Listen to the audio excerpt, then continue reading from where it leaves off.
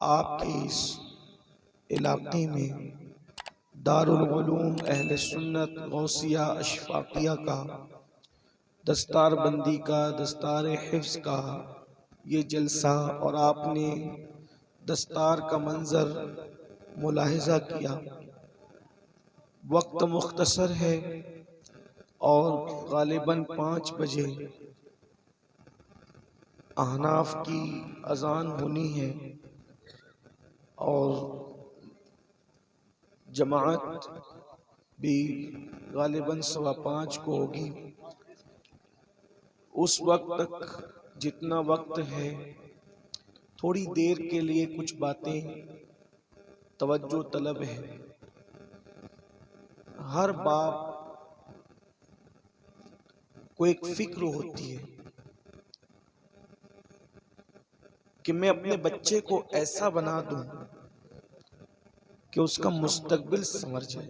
बेशक मैं समझता हूं कि जो बाप शरीफ है, जिस बाप के अंदर जर्रा बराबर भी बाप होने का एहसास है, उस बाप की फिक्र यही है मेरा बच्चा कुछ बन जाए। मेरी एक माँ की फिक्र ये है कि मेरा बच्चा कुछ बन जाए। और बच्चों को बनाने के लिए इंसान अपनी सेहत को बिगाड़ देता है। बच्चों को बनाने के लिए इंसान अपनी जवानी को बिगाड़ देता है। बच्चों को बनाने के लिए, उनका मुस्तकबिल बनाने के लिए इंसान अपनी खुशियों को भी नहीं देखता, अपनी जवानी को भी नहीं देखता, अपने शबाब को भी नहीं देखता। न कोई मौसम देखता है, न कोई मुश्किल देखता है। बस उसको एक फिक्र है, मेरे माथे का पसीना तलवे तक आएगा चलेगा, लेकिन मेरे बच्चे कुछ बन जाएं।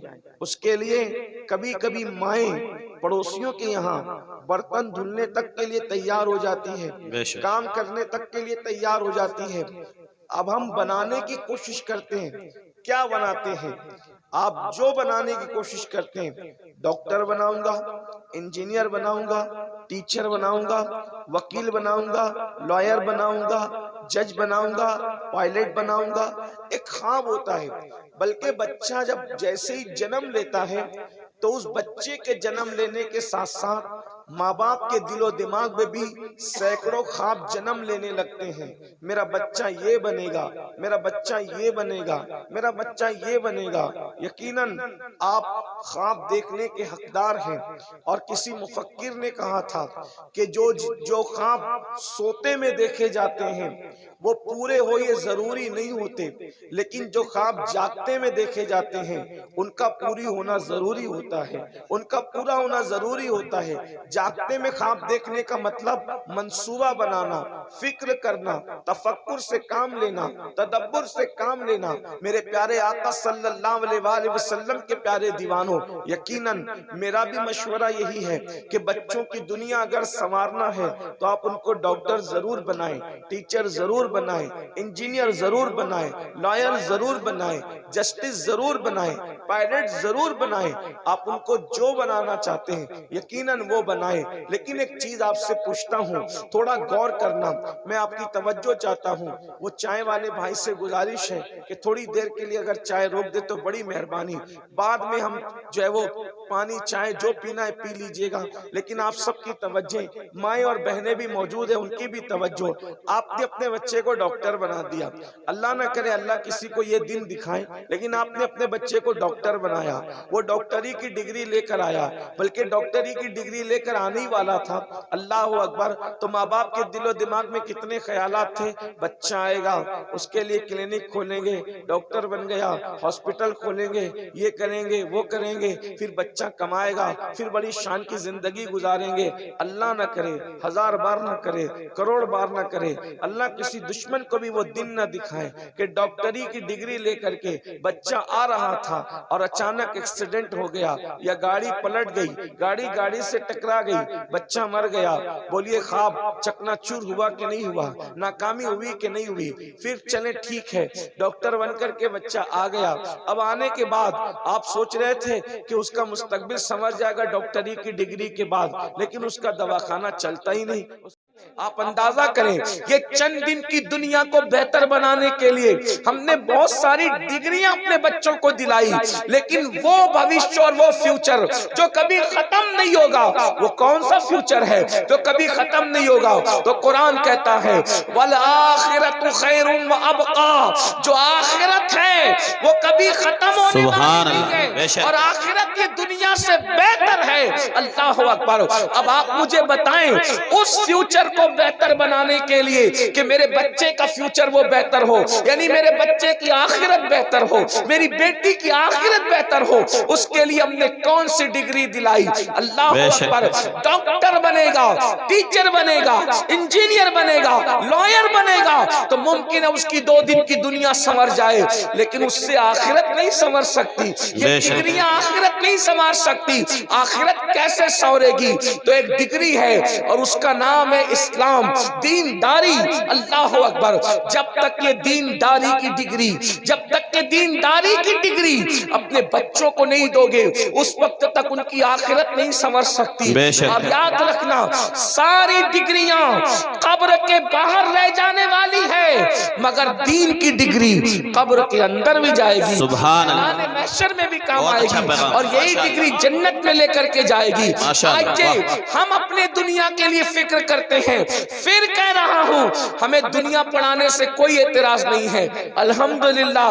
हालांकि मैं अपना तारुफ कभी इस एतबार से नहीं कराता, मैं खुद इंग्लिश मीडियम स्कूल और जूनियर कॉलेज का चेयरमैन हूँ, सुभान अल्लाह। मैंने अपना तारुफ कभी इस एतबार से नहीं कराया। मैंने जब भी अपना तारुफ कराया इसी एतबार से कराया कि या रसूल अल्लाह, तुझसे दर और दर से सग और सग से मुझको निस्बत, मेरी गर्दन में भी है दूर का डोरा तेरा, सुभान अल्लाह। वाह। दुनिया पढ़ाने के मुखालिफ नहीं है, हम खुद अंग्रेजी इदारे कायम कर रहे हैं, अंग्रेजी स्कूलें कायम कर रहे हैं, हमारे अमीर मोहतरम सुन्नी दावत इस्लामी का एक मिशन ही है। लेकिन आपसे ये पूछना चाहता हूँ, फिर अगर किसी के दिमाग में बात हो कि हम मुखालिफ है, तो कभी मुखालिफ नहीं है। हम बच्चों को पढ़ा भी रहे हैं, मेहनत भी कर रहे हैं, लेकिन आपसे कहते हैं कि अंबिया की फिक्र क्या थी, फिक्र अंबिया क्या थी, हमारी फिक्र क्या है? बच्चा ताजिर बनेगा, कामयाब होगा, बच्चा पढ़ेगा लिखेगा, कामयाब होगा। फिक्र अंबिया की फिक्र क्या है? तो कुरान अंबिया की फिक्र बयान करता है, उसको सुन ले, बहुत लंबी नहीं करूंगा। अल्लाह अकबर। उसको सुने। अल्लाह पाक फरमाता है इज़ हदरा याकूब अल मौत, सुभान अल्लाह। बेशक एक नबी की मौत का जिक्र हो रहा है। अब यहाँ थोड़ा तवज्जो से सुनना, बात आगे धीरे धीरे बढ़ेगी। एक नबी की मौत का जिक्र हो रहा है, इससे पता चला कि नबी को भी मौत आती है। बेशक ये अगर किसी का दिमाग है कि नबी को मौत नहीं आती या नबी मौत का मजा नहीं चखते, तो वो गलत अकीदे पर है। हम अहले सुन्नत व जमात पर जो इल्जाम है कि हम नबी की मौत नहीं मानते, हम आप पे ये झूठा इल्जाम है। हम नबी की मौत मानते हैं, बिल्कुल मानते हैं।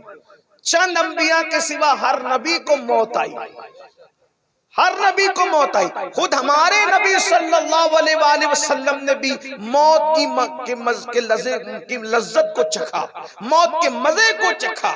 हमारे आका अलैहिस्सलाम को भी मौत हुजूर की बारगाह में हाजिर हुई। लेकिन औरों में और हम में फर्क ये है कि अंबिया को मौत आती है, ये हम भी मानते हैं और दूसरे भी मानते हैं, लेकिन ये दोनों मुश्तरक है ये मानने में। लेकिन अब आगे बढ़कर के फर्क होता है, वो ये कहते हैं कि मरकर और इंसानों की तरह नबी मिट्टी में मिल जाता है। लेकिन हमारा अकीदा ये है कि नबी को मौत आती है, एक लम्हे के लिए मौत आती है, फिर अल्लाह उसको हमेशा के लिए नई जिंदगी अता कर देता है। सुभान अल्लाह, सुभान अल्लाह। कहते हैं अंबिया को भी अजल आनी है, मगर ऐसी के फकत आनी है, फिर वही मौत के बाद उनकी हयात मिस्ले साबिक वही जिस्मानी है। उसकी अज़वात को जायज़ निकाह, उसका तरका बटे जो फानी है। तो नबी अपनी कब्र में जिंदा है, इसका सबूत हदीस है, सिहा की हदीस है, अबू दाऊद शरीफ की हदीस है। मेरे आका फरमाते हैं इन्नल्लाह तआला हर्रमा अलल अर्द अन ताकुल अजसादल अंबिया फनबियुल्लाह हज्जुन युरज़क, कि बेशक अल्लाह ने जमीन पर हराम कर दिया कि वो नबियों के जिस्मों को खाए।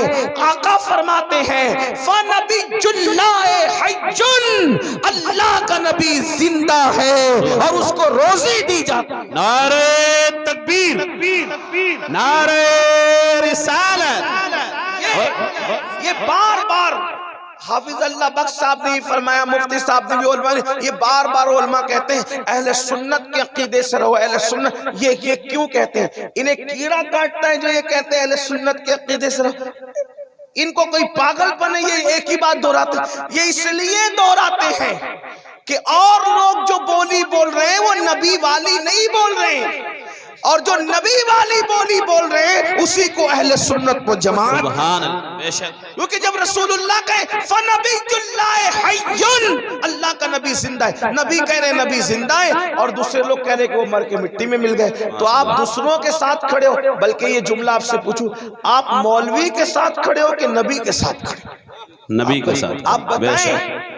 नबी पाक कह रहे कि नबी जिंदा है, और मेरे इमाम बरेली के ताजदार उसको हदीस की तर्जुमानी करते हुए यूं कह रहे हैं तू जिंदा है वल्लाह, बेशक तू जिंदा है वल्लाह, मेरे चश्मे आलम से छुप जा। सुभान अल्लाह, सुभान अल्लाह। लोग कहते हैं ये हदीस नहीं पढ़ते, मैंने तो हदीस पढ़ा। अब लोग ये भी कहते हैं कि जिंदा सबूत क्या, मैंने तो हदीस पेश कर दी। कहा कुरान पेश करो तो कुरान की आयत भी पेश कर देते। कुरान कहता है वला तक़ूलू लिमन युक़तलु फी सबीलिल्लाहि अमवात बल अहयाउ वलाकिन ला तशऊरून, जो अल्लाह की राह में मारे जाए, तवज्जो करना, बेशक जो अल्लाह की राह में मारे जाए उन्हें मुर्दा मत कहो। तवज्जो, आप तवज्जो, नौजवानों की खास तवज्जो। क्या कहा?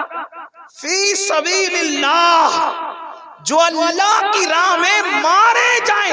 अच्छा, कुरान शहीद के लफ्ज नहीं कह रहा है कि शहीद हो जाए, नहीं कह रहे, क्या कह रहे? मारे जाए। भाई जो मारा जाएगा उसी को तो मुर्दा कहा जाएगा।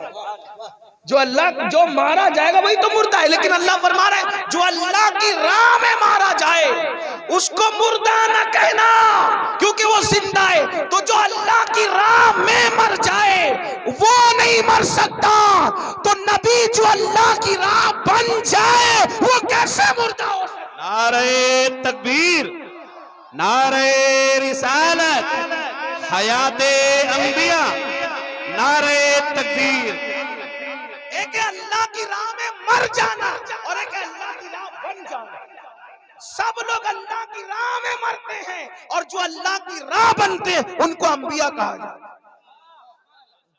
आप कहेंगे अल्लाह की राह बन जाते हैं लोग। मैंने कहा अगर ये अल्लाह की राह नहीं बनते तो आप तफसीर उठा के पढ़ें। जब ये आयत की तफसीर आई इहदिनस सिरातल मुस्तकीम, हज़रत हिब्रुल उम्मा रईसुल मुफस्सिरीन सैयदुल मुफस्सिरीन हज़रत अब्दुल्लाह इब्न अब्बास से किसी ने पूछा सिरातुल्लाह क्या है, यानी अल्लाह का रास्ता क्या है, सिरातुल्लाह क्या है? तो कहा हुआ मुहम्मदुर रसूलुल्लाह, अल्लाह का रास्ता तो मुहम्मदुर रसूलुल्लाह का नाम है।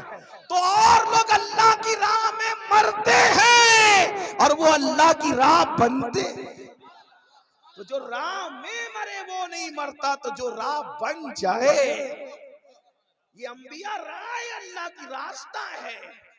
तो अब पता चला, तो बात दूर निकलती है, बात जहन में आती है, लेकिन बात अर्ज कर रहा था कि एक नबी की मौत का जिक्र। अब देखो कुरान किस लहजे में जिक्र करे। जो थोड़ी भी अरबी जानते हैं, आजकल तो नौजवान भी अरबी जानने लगे, थोड़ी भी जानते हैं, उनकी तवज्जो चाहता हूं। अम कुंतुम शुहदा, अल्लाह ताला यहूदियों को चैलेंज कर रहा है, क्या तुम उस वक्त हाजिर थे या तुम याद करो उस मंजर को। क्या इद हदारा याकूब अल मौत, हदारा फरमाया मौत जब हाजिर हुई। हाय हाय, अल्लाह होकर नबियों का अदब बता रहा है कि जब नबियों के बारे में बात करो तो लल्लू पप्पू लोगों की तरह बात न करो। जब नबियों के बारे में बात करो तो अदब के साथ। जब वो अल्लाह हो करके ये नहीं कहा कि मैंने मौत को भेजा, मैं कहना तो उसी की शान, तकब्बुर तो उसी को ज़ेबा। अरे अंबिया भी उसके बंदे, वो जो चाहे उनके लिए कह दे। लेकिन जब नबियों की बारगाह की बात आती है तो क्या कहा जा रहा है? इज़ हदरा, या किसी भी मकतब फिक्र का तर्जुमा उठाकर देख लो, अगर उसने जरा भी शराफत से काम लिया है तो हदारा का मतलब कम से कम हाजिर होना तो उसको करना ही पड़ेगा।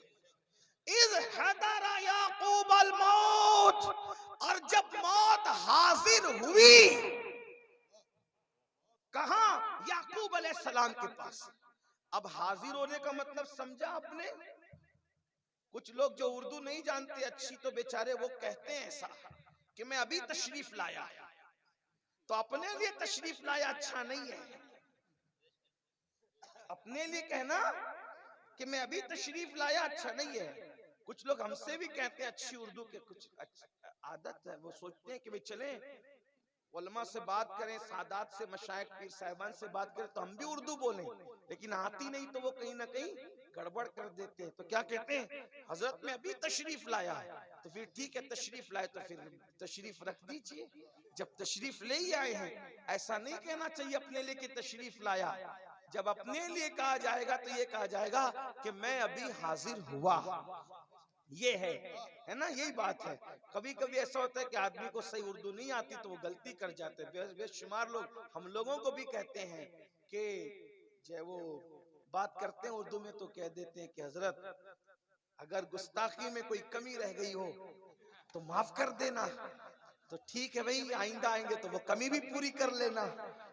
हालांकि वो हम जानते हैं कि वो कहना ये चाहते हैं, वो ये कहना चाहते हैं कि भाई अगर खिदमत में कोई कमी रह गई हो तो माफ कर देना। लेकिन अब वो अच्छी उर्दू बोलना चाहते हैं लेकिन बोल देते हैं, कोई बात नहीं, संभलना चाहिए समझ। तो बहरहाल अपने लिए नहीं कहेंगे तशरीफ लाया, हाँ ये कहेंगे हाफिज अल्लाह बख्श साहब तशरीफ लाए, मौलाना सैयद मोहम्मद अली साहब तशरीफ लाए। लेकिन अपने बारे में कहूंगा तो कहा मैं जुमा की नमाज में हाजिर हो गया था। ये है बोलने का तरीका। अब मतलब हाजिर होने का मतलब कहते हैं अब मैं हाजिर हुआ अल्लामा अल्लाह बख्श के पास, हाजिर हुआ मौलाना अनवार के पास, हाजिर हुआ सैयद साहब के पास, हाजिर हुआ मुफ्ती साहब के पास। तो हाजिर होने का मतलब ये है कि अदब से, हाजिरी अदब से दी जाती है और तशरीफ शान से लाई जाती है। तशरीफ शान से लाई जाती है और हाजिरी अदब और आजिजी से दी जाती है। कुरान ये नहीं कह रहा है कि मौत तशरीफ लाई, कुरान क्या कह रहा है? इद हदर याकूब अल मौत, मौत याकूब के पास हाजिर हुई। मतलब नबी का दर वो दर है जहां मौत भी अदब से आया करती, मौत भी अदब से हाजिरी दिया करती है। लेकिन अल्लाह अकबर, अब बात तो और दूर निकलती है। अगर नबी की मौत का जिक्र किया जाए तो फिर बात और आगे बढ़ती है, लेकिन उस पर कोई गुफ्तगू करने की बजाय असल उन्माद पे गुफ्तगू करता हूं। तो जब हजरत याकूब की बारगाह में मौत हाजिर हुई तो उस वक्त हजरत याकूब को फिक्र क्या थी? नबी को जन्नत की फिक्र नहीं थी, तवज्जो करना, नबी को जन्नत की फिक्र नहीं थी, नबी को अपने कारोबार की फिक्र नहीं थी, नबी को अपने घर बार की फिक्र नहीं थी। पता चला फिक्र जन्नत से भी बड़ी कोई फिक्र है, पता चला फिक्र जन्नत से भी बड़ी कोई फिक्र है, आरज़ुए जन्नत से बड़ी भी कोई आरजू है, डिग्री जन्नत से बड़ी भी कोई डिग्री है। और वो क्या है? हजरत याकूब को भाई मौत के वक्त तो आदमी को जन्नत की फिक्र होनी चाहिए, लेकिन नबी ने जन्नत की फिक्र नहीं की, क्योंकि नबी जानता है कि जो आम बंदों से करोड़ों माओं से ज्यादा प्यार करता है वो नबियों से कितना प्यार करता है। जन्नत तो है ही मोमिनों के लिए, जन्नत तो है ही मोमिनों के लिए, फिक्र जन्नत क्या करना? तो फिर क्या क्या फिक्र करना? तो अब नबी की फिक्र देखो, बेटों को जमा की, इज़ क़ाल लिबनीहि मा ताबुदून मिन बादी, नबी को फिक्र है कि मेरे बाद मेरे बच्चे मोमिन रहेंगे कि नहीं, वाह बहुत खूब माशाअल्लाह, ईमान वाले रहेंगे कि नहीं, दीनदार रहेंगे कि नहीं। तो हजरत याकूब पूछ रहे हैं मेरे बाद तुम किसकी इबादत करोगे? माता बुदूना मिन बादी, मेरे बाद किसकी इबादत करोगे? तो चूंकि नबी ने पूरी जिंदगी तरबियत की थी अल्लाह की इबादत करना, दीन पे रहना, अल्लाह की इबादत करना, दीन पे रहना, तो नबी मुतमईन होने के लिए फिक्र कर रहे हैं कि मेरे बाद किसकी इबादत करोगे? तो उस वक्त आपके बेटों ने कहा कालू नअबुदु इलाहका व इलाहा आबाइका। क्या कहा? हम इबादत करेंगे। देखो तौहीद भी अब बयान हो रही, साथ साथ उसको भी सुने। तौहीद, लोग कहते हैं सुन्नी तौहीद बयान नहीं करते, मैंने कहा हम शैतानी तौहीद बयान नहीं करते, ना उसके कायल हैं, बेशक, वाह। हम नबवी और रहमानी तौहीद के कायल हैं। अब देखो तौहीद कैसे बयान हो रही, कुरान बयान कर रहा है। क्या कहा? कालू नाबुदु इलाहका। वाह, कुरान है, मैंने अभी कोई दूसरी किताब की बात नहीं की, मैं इस अल्लाह की किताब की बात कर रहा हूं। कुरान कह रहा है कि जब आपने पूछा कि मेरे बाद किसकी इबादत करोगे, सीधा सा जवाब ये था अल्लाह की इबादत करेंगे। लेकिन ये नहीं कहा क्या खुदा की इबादत करेंगे, ये नहीं कहा। नाबुदु इलाहका, हम इबादत करेंगे उसकी जो आपका रब है, जो आपका खुदा है, आपका खुदा है। ऐ याकूब उसी के आगे झुकेंगे जो आपका खुदा है। पता चला इसी पे उन्होंने बस नहीं किया, वो इलाहा आबाई का, और आपके बाप दादाओं का खुदा है। और बाप दादा में कौन? इब्राहीमा व इस्माइला व इसहाक। जो इब्राहीम का रब है, जो इस्माइल का रब है, जो इसहाक का रब है, हम उसकी इबादत करेंगे। तो अब पता चला कि कुरान की तौहीद ये है कि सिर्फ अल्लाह को मानो, सिर्फ अल्लाह को मानो, सिर्फ अल्लाह को मानो और किसी को मत मानो। ये कुरान की तौहीद नहीं है। कुरान तो तौहीद इस तरह बयान कर रहा है कि अल्लाह वो है जो याकूब का रब है, अल्लाह वो है जो इब्राहीम का रब है, अल्लाह वो है जो इस्माइल का रब है, अल्लाह वो है जो इसहाक का रब है। यानी अल्लाह अपना तारुफ अकेले अकेले नहीं कराता, बल्कि अपना तारुफ अपने नबियों के जरिए से कराता है। जब वो अपने नबियों को छोड़कर अपना तारुफ नहीं करा रहा है, तो तुम नबियों को छोड़कर डायरेक्ट उसकी बारगाह में जाने का ख्वाब कैसे देख रहे हो? इसलिए कि कुरान तारुफ करा रहा इलाह का व इलाह आबाई का, इब्राहीमा व इस्माइला व इसहाक। अब इससे पता चला या अल्लाह तू मोहताज है नबियों के लिए के हवाले से अपना तारुफ कराने का। अल्लाह कहेगा मैं मोहताज नहीं, लेकिन तू मोहताज है।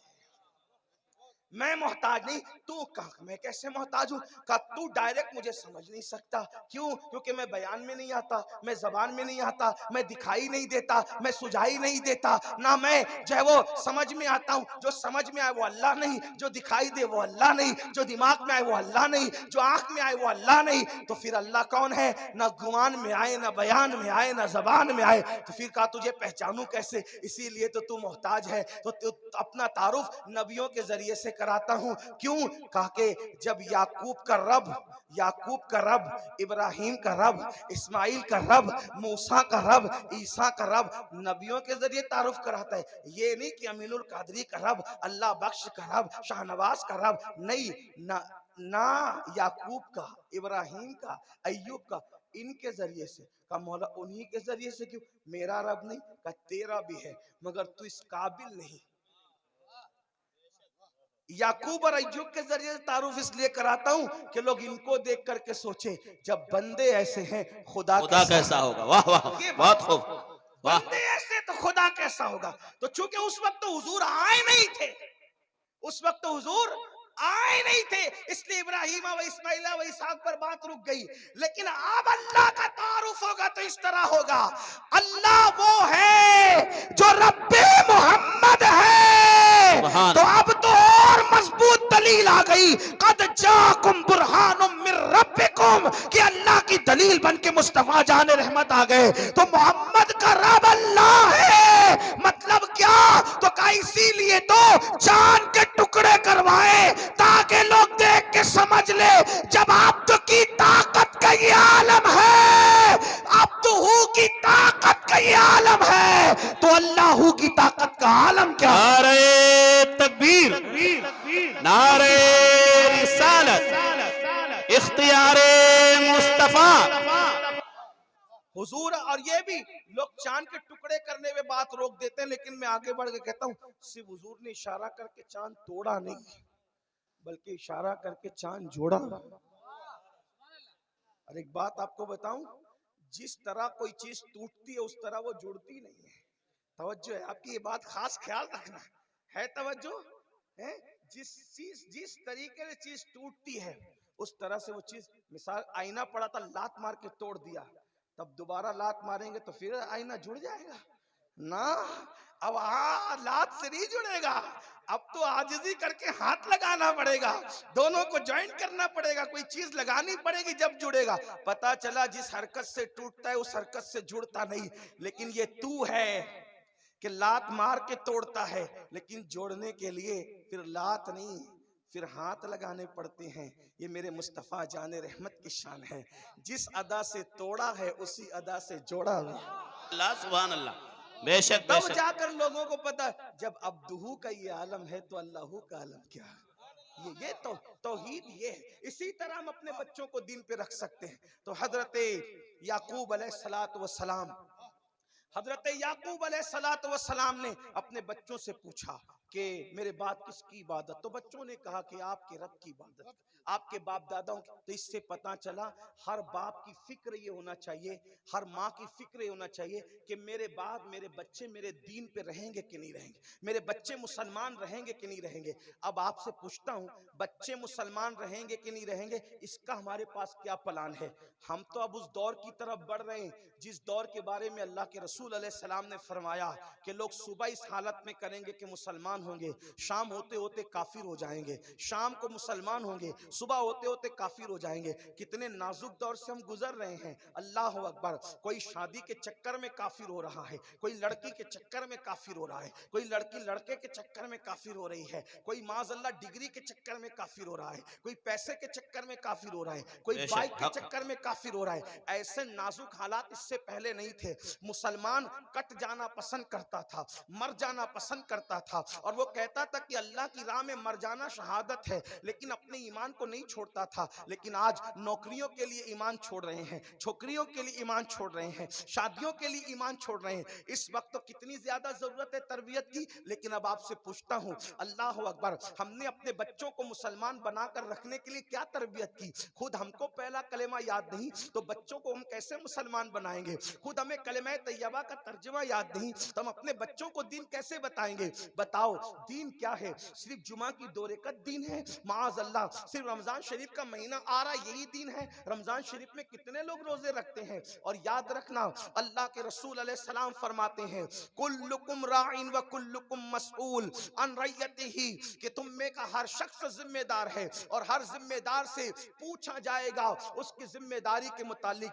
याद रखना मेरे भाइयों, कुछ लोग ऐसे भी है जो आप में हाजी नमाजी होंगे और वो सोचते होंगे मैं नमाज पढ़ता हूँ, तहज्जुद पढ़ता हूँ, फजर पढ़ता हूँ, बच्चा दाढ़ी मुंडा के घूम रहे तो क्या हुआ, बच्चा गंदी फिल्में देख रहे तो क्या हुआ, बच्चा गाने गा रहे तो क्या हुआ, बच्चे ईयरफोन कानों में लगा के घूम रहे तो क्या हुआ, बच्चा इंटरनेट पर गंदगी देख रहे तो क्या हुआ, बेटी बेपर्दा घूम रही तो क्या हुआ। सुन लो और अच्छी तरह सुन लो, अगर बच्चों को तुमने सच्चा मुसलमान न बनाया, बच्चों को दीन न पढ़ाया, बच्चों को दीन न पिलाया, तो मरने के बाद बच्चों की गंदगी आपके आड़े आ सकती है, आपको जन्नत से रोका जा सकता है। क्या आपने अल्लाह का फरमान नहीं सुना, ऊ अनफुसकुम व अहलीकुम नारा, बेशक। कि अपने आप को भी जहन्नम से बचाओ और अपने बच्चों को भी जहन्नम से बचाओ। याद रखना, कंप्यूटर सिखाने के लिए तो बच्चों को हमने मारा है, क्या कभी नमाज नहीं पढ़ने पर भी मारा है?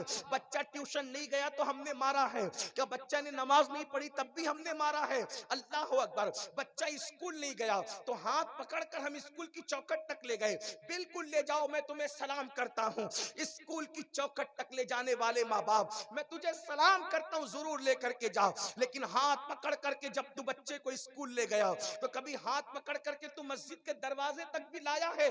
जो काम स्कूल से ज्यादा अल्लाह की इबादत को अहमियत न दे, वो कौम मुसलमान कहलाने की हकदार कैसी है? अल्लाह अकबर।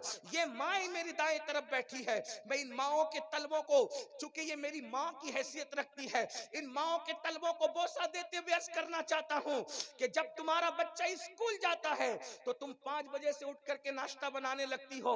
क्या कभी संडे के दिन भी आप 5 बजे उठी हो?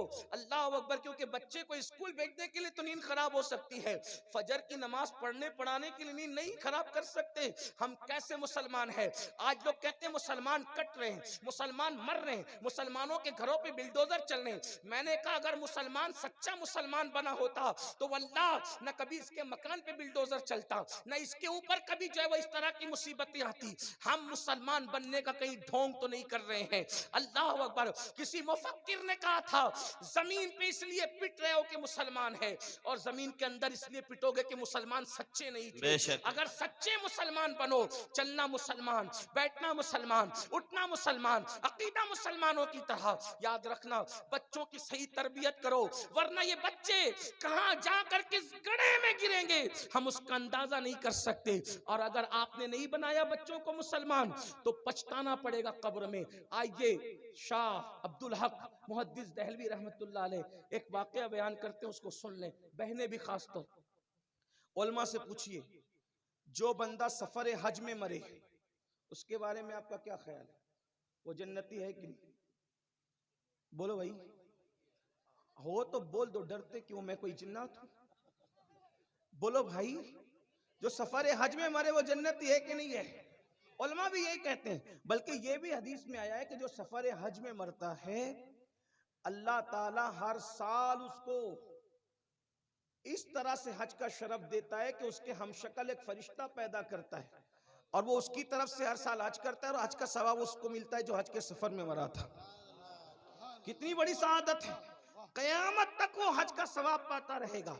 लेकिन अब सुनना, बच्चों की सही तरबियत न करने का नतीजा, बच्चों को दीन न पढ़ाने का नतीजा, बच्चों को दीन न समझाने का नतीजा। मैं फिर कह रहा हूं, मैं कोई तकरीर नहीं कर रहा, मैं कोई तकरीर, ये मेरे दिल का दर्द।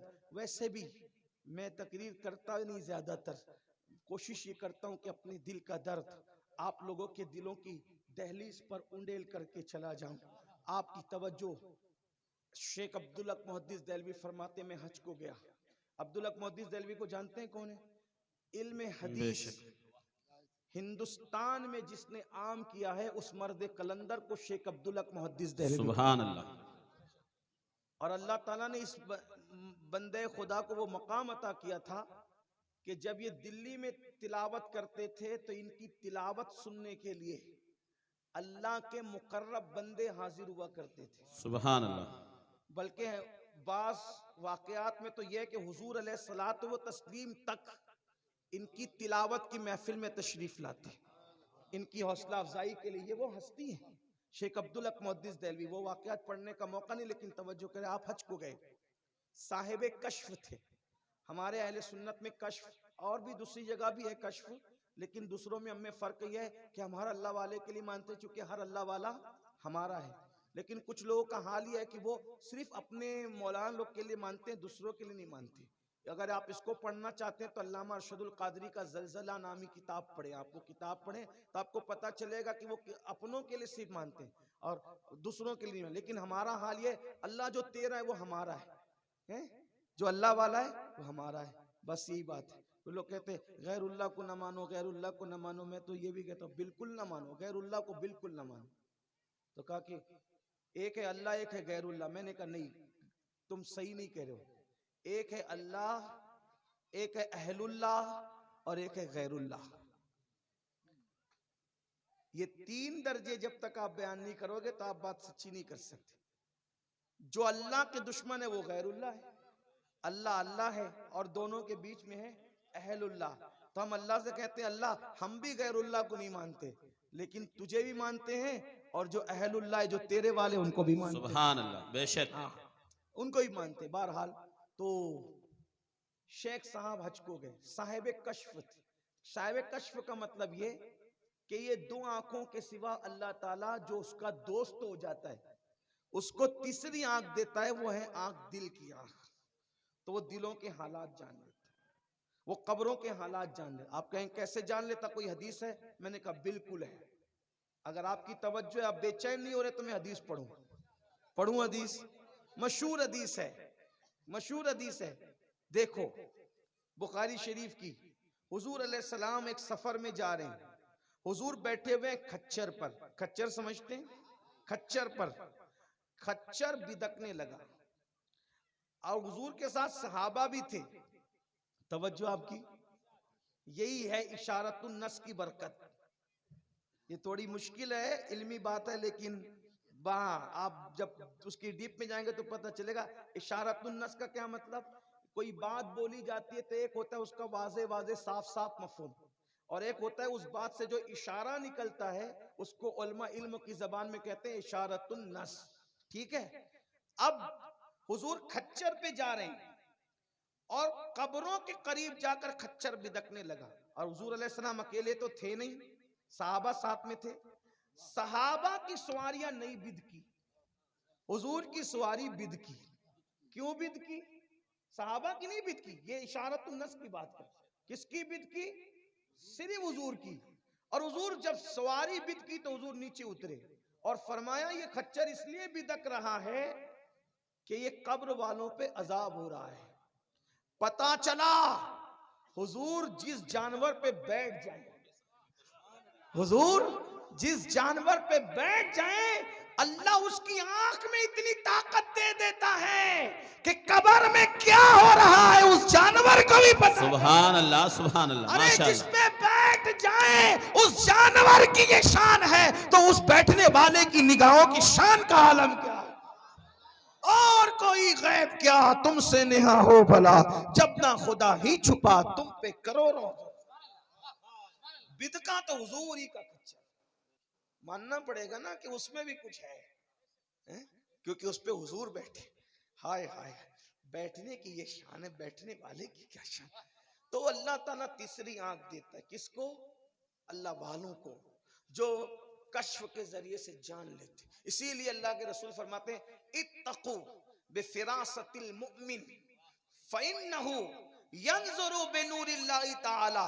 मोमिन की तीसरी आंख के देखने से बचो।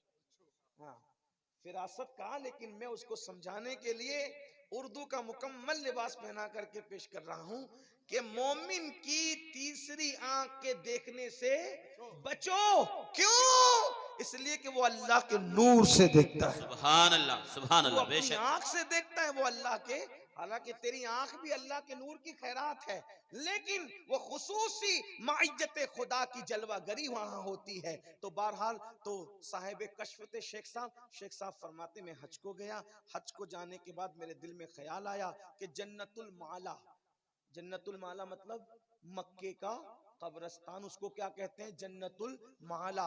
मैंने सोचा कि जन्नतुल माला के मरहुमीन की कब्र पे जाके फातिहा पढ़ लूं और फातिहा पढ़ के निकल आऊं। कितने नेक लोग हैं वो जो काबे के पड़ोस में लेटे हुए हैं, खुदा के घर के पड़ोस में लेटे हुए हैं। जब मैं गया तो मैंने वहां जाकर के कब्रों पे फातिहा पढ़ी। मेरे दिल में ख्याल आया अब्दुल हक तुझे अल्लाह ने साहिब कश्फ बनाया, तो जरा कब्रों के अहवाल तो देख ले, झांक तो ले कि कब्रों में क्या हो रहा है। तो किसी की कब्र जन्नत के बागों में से बाग थी, किसी की कब्र के दर्जात में अलग अलग बुलंदियां थी। मैं सबको देखता रहा और कश्फ की हालत में देखते मैं आगे बढ़ा तो क्या देखा? एक बंदा है जो गमगीन है, कब्र में गमगीन है।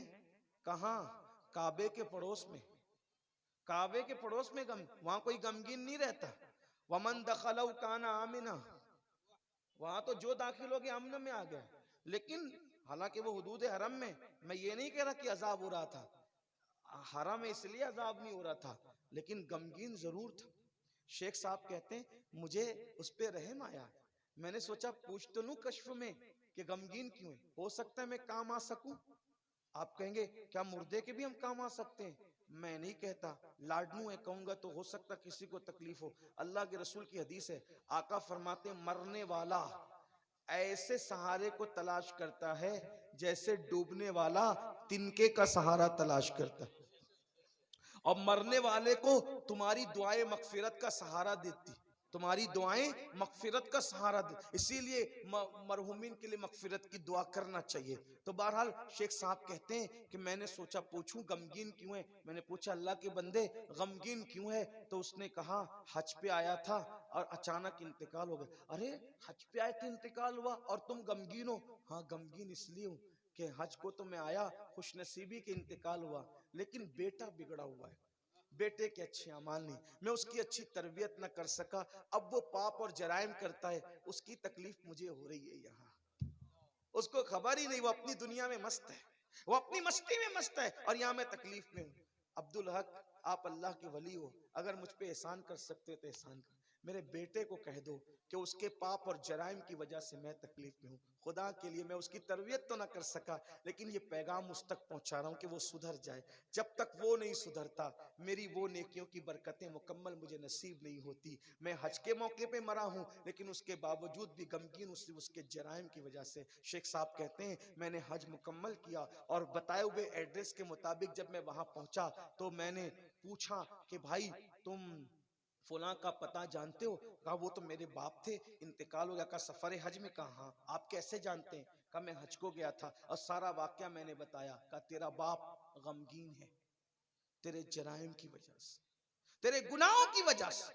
सफर हज में मरने के बाद भी तेरे जराइम उसको दुख दे रहे हैं। अगर तू गुनाहों से रुक जाए तो अभी उसके दर्जात कहां के कहां हो जाएं। तो कहा अगर मेरे गुनाह से मेरे बाप की को तकलीफ है, आप गवाह रहे, मैं अभी तौबा करता हूं।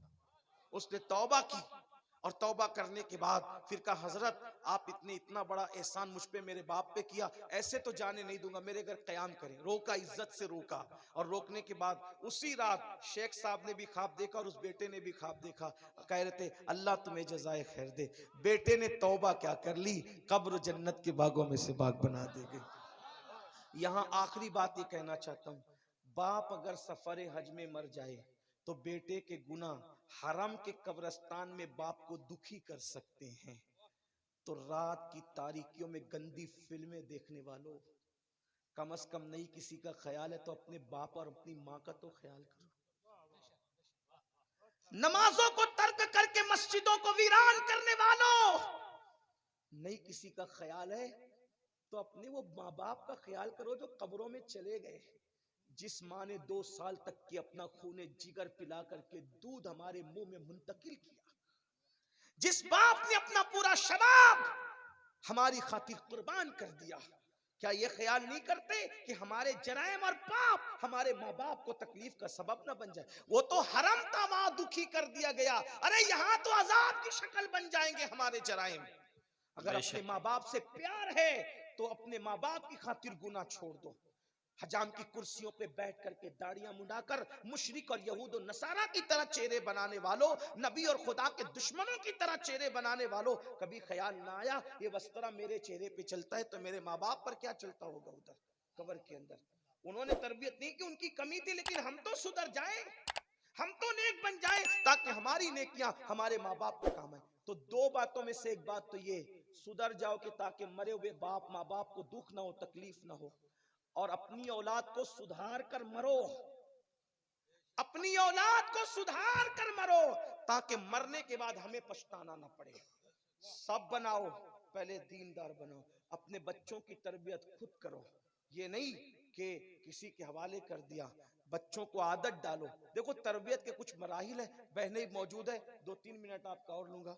बच्चों को खाना खिलाएं, अलग ना खिलाएं, अपने साथ बिठा के उनको खाने का तरीका सिखाएं। बेटा बिस्मिल्लाह पढ़ के खाओ, खाने के बाद अल्हम्दुलिल्लाह कहो, इस तरह बैठो, छोटा लुकमा लो, कम खाया करो, इस तरीके की बात।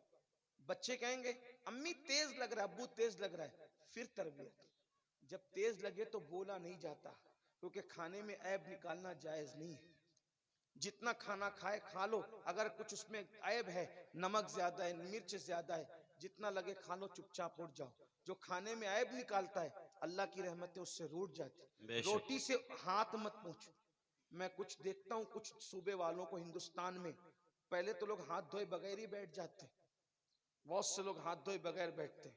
आपके राजस्थान में भी मैं ज्यादातर देखता हूँ कि लोग हाथ धोए बगैर ही खाते, बल्कि खाना ला करके रख देते हैं, तो फिर बोलो हाथ धोने लाओ, तो फिर तूला तूला तो दौड़ भाग करके फिर लाते हैं ज्यादातर लोग। हाथ धोए बगैर न खाओ। क्या होगा हाथ धोने से? जो हाथ धोकर खाएगा, हाथ धोकर खाने की बरकत पहली ये, जो हाथ धोकर खाएगा उसके गुनाह धुल जाएंगे। सुभान अल्लाह। और जो खाने के बाद हाथ धोएगा उसकी रोजी में कभी तंगदस्ती नहीं आएगी। नहीं आई, वाह। हाथ खाने से पहले धो तो गुनाह चले जाए, और खाने के बाद धो तो माल आए। और फिर उसके बाद हाथ धोकर चेहरे पे मल लो तो चेहरा भी नूरानी हो जाएगा, और अल्लाह ताला तुम पर माल की कुशादगी फरमाएगा। सुभान अल्लाह। छोटी छोटी बातें लेकिन है सीखने की, यही अपने बच्चों को सिखाओ। उसके बाद बेटे कपड़ा पहनो तो पहले सीधा हाथ डालो, फिर उल्टा हाथ डालो, बिस्मिल्लाह पढ़ के पहनो। सोते वक्त बिस्तर झटको, बिस्तर साफ करके बिस्तर पे जाओ। इस्तिंजा करो बेटा तो बैठ के करो। खाना खाओ, खाने से पहले नमक चखो, खाना खाने के बाद नमक चखो। क्या होगा? मेरे आका अलैहिस्सलाम ने हजरत अबू हुरैरा से कहा था, अबू हुरैरा खाने से पहले और खाने के बाद अगर नमक चखेगा तो अल्लाह तुझे 70 बीमारियों से महफूज रखेगा। सुभान अल्लाह। इस तरह की तरबियत करो। जो बेटियां आपके घर की बेटियां, उनको बचपने से जीन्स और टी शर्ट बचपने से मत पहनाओ। बच्चियों पर बचपने में कोई शरीयत का हुक्म नहीं है, लेकिन बचपने से मत पूरे कपड़े पहनाओ। बचपने से उनके सर पर स्कार्फ डालो। क्यों? इसलिए कि बचपन से जब आदत पड़ेगी तो जवान होकर वो कभी आधी आस्तीन के कपड़े नहीं पहनेगी, जवान होकर वो कभी पतले कपड़े नहीं। तरबियत का वक्त जवान के बाद नहीं, समझदारी के बाद नहीं, बचपने से है।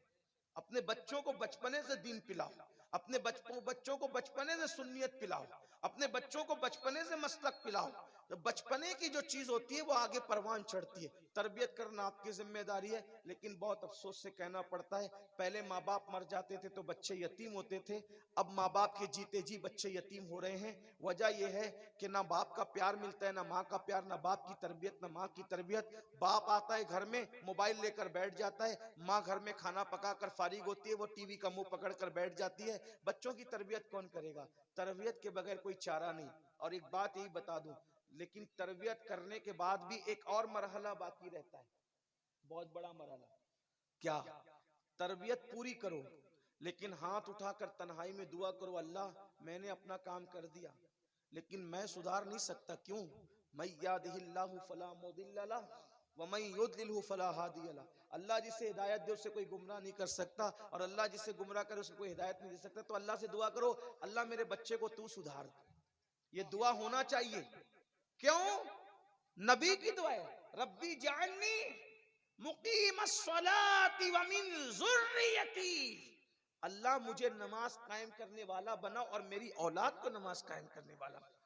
आपसे पूछता हूं, क्या नूह अलैहिस्सलाम ने बेटे की तरबियत न की होगी?